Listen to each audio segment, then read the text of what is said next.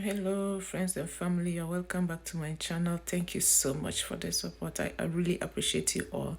Just checking if my kids were playing safe. Today on the menu is yam with pallava sauce. So without much ado, let's begin.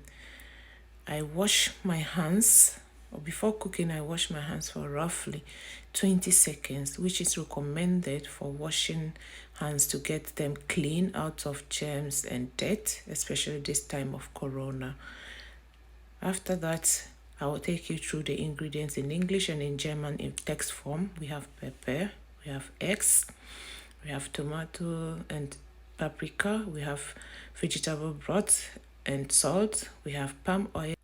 Next on the list is spinach. I'm using the frozen form. You can use the fresh one. Also yam, garlic.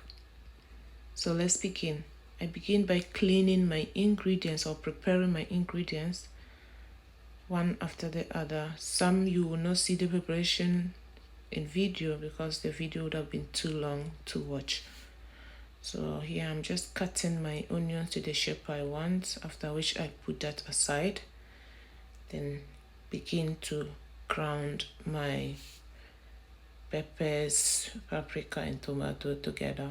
So I just dropped in a habanero chili. This is something that can be hot, so I want my kids to also enjoy the meal. I just picked part of it.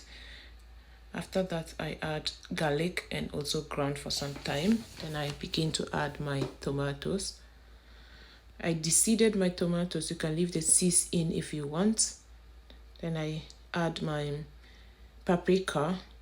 I am adding paprika because paprika is sweet, especially the one I'm using in this video is the sweet one. So it tenderizes the taste of these tomatoes, and that goes to explain why I won't use tin tomato in this recipe. Here, a display of the ingredients again. I put a pot on fire. Then I pour in my palm oil. I cook on low heat often, so I recommend you do same if you're not in a rush.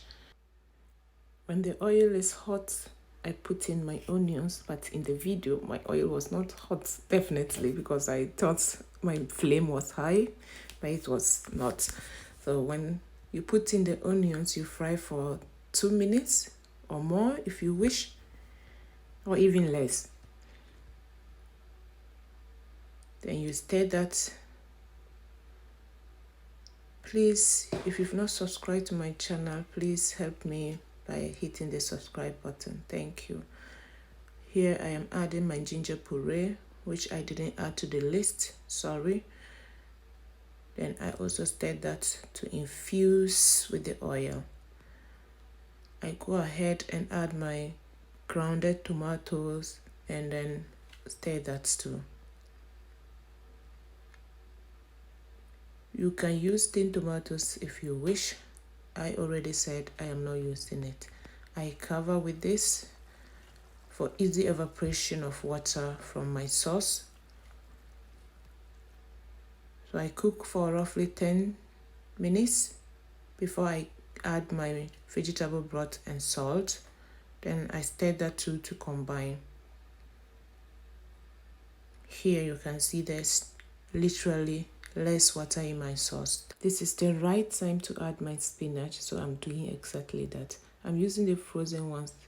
You can use the fresh ones as said earlier, but I get good results with the frozen one and easier or handy to come by.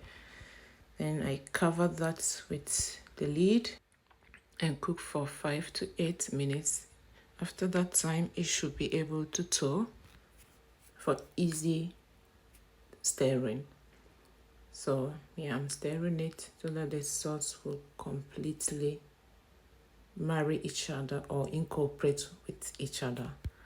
So after stirring, I do taste the sauce at this stage. We are far gone with our sauce. It's time for us to break the eggs. So I'm just doing that, breaking all 3 eggs. I added salt to the eggs because the salt content in the sauce was not okay. And I beat the eggs like that.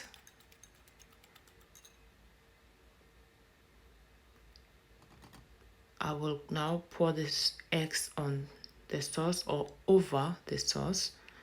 Here I'm just creating holes or deeper holes in the sauce so that I'll get chunks of eggs out. I cover that completely and cook for 5 minutes. After 5 minutes, I checked my sauce again and it was doing so wonderful. You can see that, though not properly cooked, but on the right way. I stir it like so because I don't want to get smaller parts of eggs. Then I cover again halfway. You can cover fully if you wish and cook for extra 2 to 3 minutes. After that time, I check my sauce again and it was perfectly cooked. Eggs were done. Everything was on point. The taste was heavenly. The sauce is done. Let's begin with yam. Before peeling my yam, I normally wash it. I take off the head. Then I begin to peel the yam. In this video, my camera shifted without my notice, so please manage with this video or view like this. Here I'm just trying to show you different ways of peeling yam. There are so many ways of peeling yam out there. This is one of the ways I don't like so much because the knife is facing your thumb, which when the knife should by mistake shift can cut you or injure you. So it's a no-no for me. The second method is the knife facing downwards, which I will opt for. Safe, depending on how you can handle knives in the kitchen. Then the third method is literally peeling the whole yam like that. Also the knife facing downwards. This is my to-go way of peeling yam every time I want to prepare yam. After that, I cut the yam into my desired shapes and sizes. You can cut yours smaller or even bigger if you wish. I am now putting the yam into the bowl with salt solution to wash. I was so lucky I had a good yam this day. Very good yam. It's looking white, sweet, and just look at that. The yam was really nice. After washing, I lay them in the pot, or I arrange them into my pot. You can literally just throw them into the pot if you wish. Sometimes it's good to have fun while cooking, but don't waste food. Here I'm adding salt to taste. Then I add water to cover the yam to enable it to cook softly. Please be mindful with the water, not too much. I cover with the lid, then bring to boil for roughly 20 to 30 minutes. After 20 to 30 minutes, I do check the yam with a toothpick by piercing the toothpick through the yam like so. And if it goes through the yam easily, it's done. Here I am pouring away the yam stock. Then serving time is here. I serve it with the stew and extra egg on the side, and it was so tasty.